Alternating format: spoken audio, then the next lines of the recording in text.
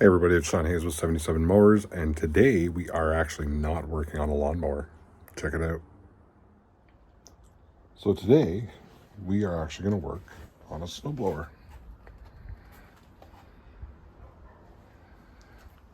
After a little bit of a major snowfall last winter, I ended up injuring my back and I was out for about 8 weeks. I'm not doing that again. So I finally broke down and bought a snowblower. This one's pretty cool. It's Briggs & Stratton. The model specifically is the Elite 1024, 24-inch. It's obviously Briggs & Stratton powered. I've used these before.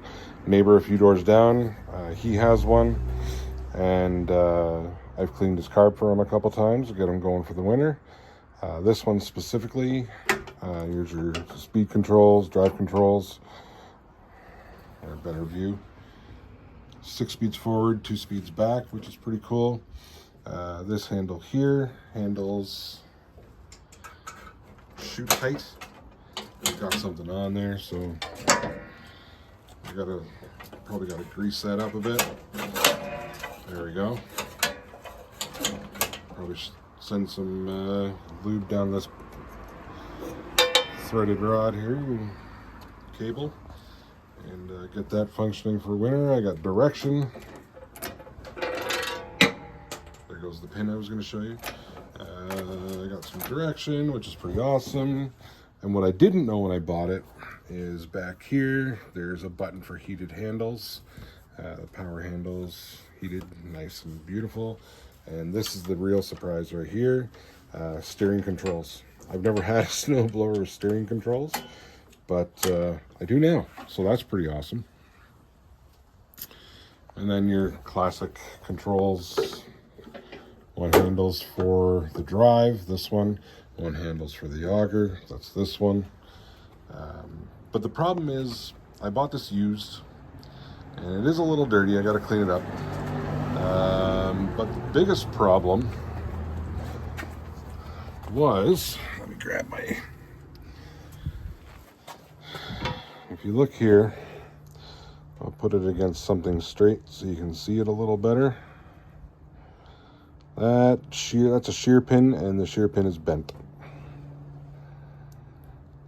The shear pin goes inside this, in that little hole right there, and these should not spin freely if the shear pins are in place, because you can see right there, the pin goes right through this tube and into the shaft that drives these blades. And the shear pins, they're designed to break. They're designed to flex, and they're designed to break to prevent engine damage and bigger issues with your drive gear here. Works kind of very similar to the rear axle on a car. Power comes in through that shaft right there, into here, and then out to each individual blade. So I got to do that. This key didn't come with the key, and that key, believe it or not, is actually really hard to find now, because Briggs & Stratton stopped making that specific model number, and they've cross-referenced it with something else, which is a bit of a pain. I had to order it from a store about 4 hours away, and they shipped it to me, so that was cool. And then, I don't know if you noticed, right here, that blade is bent. So the gentleman that had it before me had a concrete driveway, and the concrete was heaving, and he continued to use the blower regardless. Hence the reason why one pin is sheared and one pin is the one pin I didn't even get. It's sheared and gone. The one pin was bent. So I got the key. That's cool. I've got a new set of pins. That's cool. I'll get them swapped out. As for the blade, I probably should bend that back. I probably should bend it back. It won't really impact the function of the blower. I might leave it because I don't want to weaken the structural integrity of the blade. I don't know. We'll see. If I get bored, I'll bend it back. If I'm not bored, I won't. So in order to put those pins in, mine specifically anyway, I've got a couple 13-inch sockets here. One on a ratchet, one on a screwdriver type attachment. You don't have to put the pins in super tight because you want them to shear. You want the sleeve to rotate on that shaft, and if it hits something hard, which you can see my driveway is pretty flat, you know, you want it to shear. You don't want it to hold super strong. So let's get a package of these pins unboxed and get them in.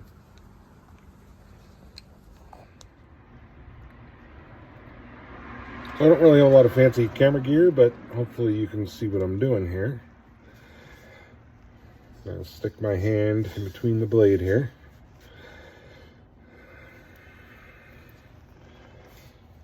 I'll slide.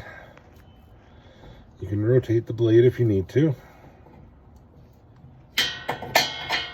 Just like that. It's the nut. As you can see, it's got like a little bit of a rubber on there. That's a lock nut.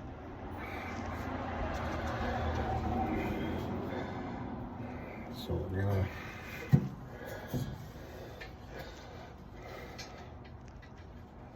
thread that on just a little bit. And ultimately, you only want to tighten that just so it's just past the locking function. Make sure that's set.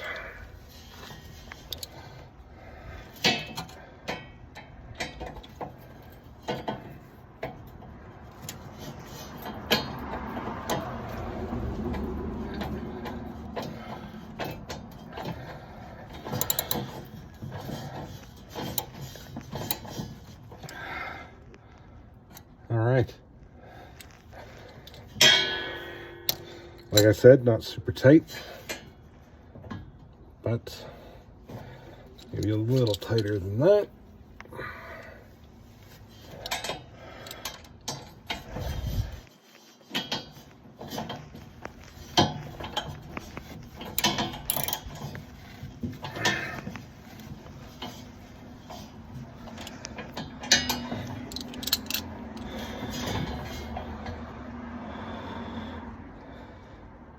All right.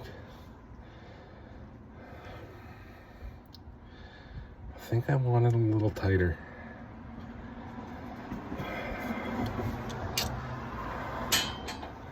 It's on there.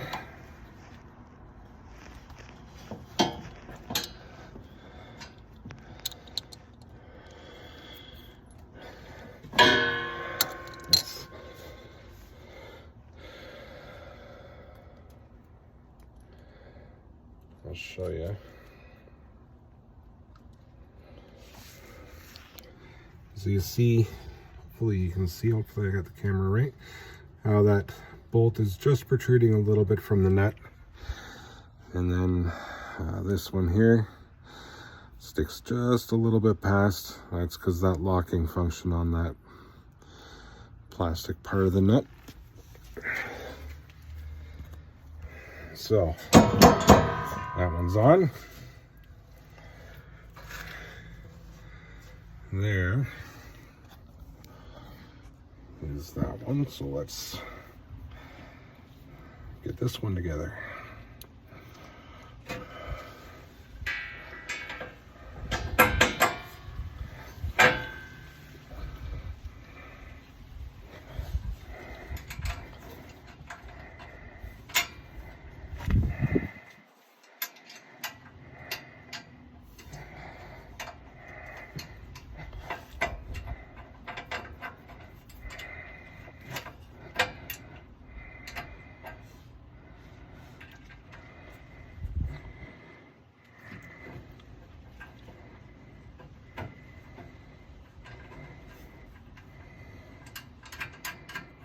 Right.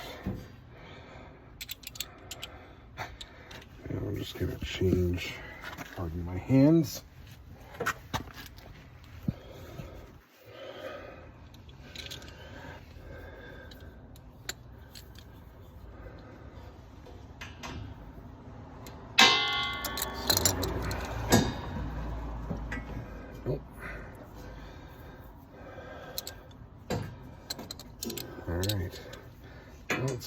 go this way. I wish I had a hoist I could lift this up on, but I don't.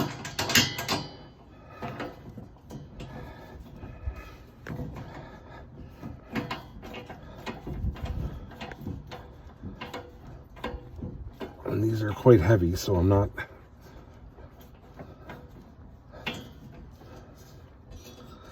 really able to pick it up.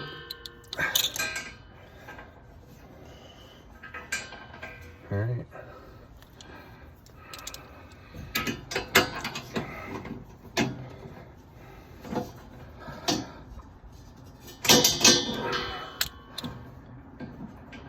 There, that's nice and snug.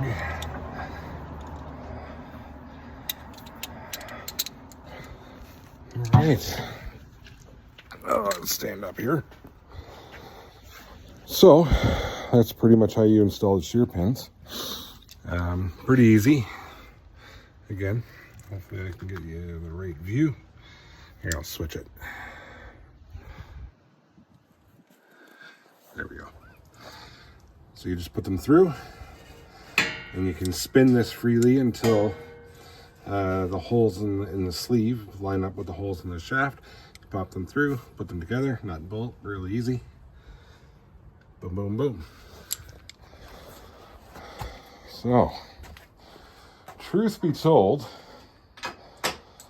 I actually bought this last April. And we didn't get any more snow after I bought it, of course. So I know it runs. It ran when I bought it. But I'm going to throw a little bit of gas in it, see if she runs. And just make sure there's nothing else I got to do to it.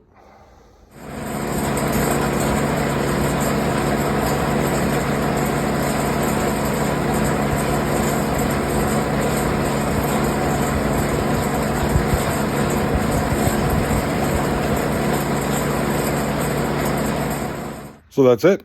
Good to go. I'm still debating whether or not I want to bend that blade back. I'm not sure I will. Just because it's already been bent once, I don't want to bend it back and break the blade, because then I have to disassemble it all and swap it out. It doesn't, or at least it shouldn't really affect the snowblowing capabilities of the machine, so I'm not really sure I'm going to bother with it. But for 13 bucks for a couple of parts, you know, it's a quick, cheap, easy repair. If you notice that your snowblower, the one blade is spinning, the one isn't, or they're both not spinning, and you don't see those little bolts, those shear pins in through the sleeve of the blade, connecting it to the little drive shaft inside, then figure out what model it is, get your part number, buy the right pin. There's tons of different kind of pins, so don't just go buy any pin. Get the right parts, and 5-minute install. A few safety notes. Like I said, I have a key on mine. I turned the key off, pulled the key out. I disconnected the spark plug, and when I did it, it actually didn't have any gas in it. So if for some reason it still wanted to start, it couldn't, because there was no gas in it. You know, any one of those three factors, you know, I'm a little OCD on that safety kind of stuff. So, you know, I didn't put any gas in it. I unplugged the plug and I took the key out. There was no way this thing was going to start up with my hand in there, because as you can see from the video, it spins quite quick. It will not argue with your hand. It'll just take it. So be safe if you're going to do it yourself. If not, then seek out a qualified person that's, you know, that's willing to do it for you. Other than that, I hope this video helps. I haven't done a video in a while, so it's weird that I have a mowers channel and I do a snowblower video, but whatever needed to be done, I figured I'd snap a quick video on it and post it for everybody else.